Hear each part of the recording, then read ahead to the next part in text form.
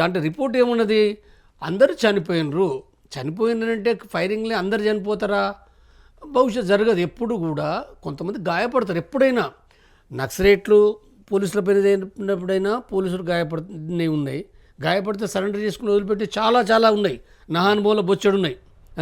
అదేవిధంగా ఎక్కడైనా ఇప్పుడు మావోయిస్టులు కూడా గాయపడి ఉంటారు. అయితే ఇక్కడ వాళ్ళు చెప్తున్న దాని ప్రకారంగా బసవరాజు ఆయన తుపాకీ ఉండదు. ఎందుకంటే 70 సంవత్సరాలు అయిన తుపాకీ పడతాడు ఆయన. ఒకప్పుడైతే రివాల్వర్ పిస్టల్ ఉండేది, మరి ఇప్పుడు ఉన్నదా లేదా కూడా తెలియదు మనకు. కాబట్టి ఇక్కడ ఆయనకు క్లియర్గా అర్థమైంది ఏమి చేయగలిగే పరిస్థితి లేదు. చివరిలో అంటే ఆయనే పట్టుబడ్డ తర్వాత వాళ్ళకి అర్థమైపోయింది బసవరాజు అనేది. ఇప్పుడు మరి లొంగిపోయిన వాళ్ళు కూడా దాంట్లో పోలీసు బలగాల డిఆర్జీ బలగాలు ఉన్నారు కదా, వెంటనే గుర్తించారు కదా.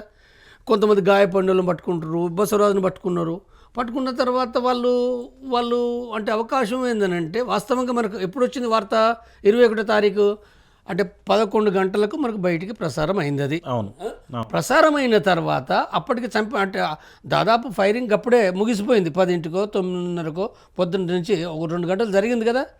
కాబట్టి వీళ్ళు పట్టుబడ్డ తర్వాత ఇంట్రాగేషన్ చేసి ఉంటారు.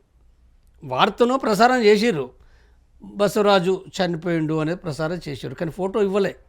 ఫోటో ఎప్పుడు రిలీజ్ అయింది? మనకు సాయంత్రం రిలీజ్ అయింది. సాయంత్రం అంటే అదంతా డౌట్, ఇది ఫేక్ అని అంటే మళ్ళీ రిలీజ్ చేశారు. కాబట్టి వాళ్ళ అండర్వర్లో ఉండి సాధారణంగా ఎప్పుడైనా, ఇప్పుడే కాదు ఏ యుద్ధంలో అయినా గాయపడ్డ వాళ్ళను మరింత కూడా ఏంటంటే వివరాలు అడుగుతారు. అంటే దాన్ని అవకాశంగా వినియోగించుకొని చిత్రహింసలు పెడుతూ అడుగుతారు. చెప్పకపోతే మళ్ళీ చిత్రహింసలు పెడతారు, అంటే చెప్తారు కదా.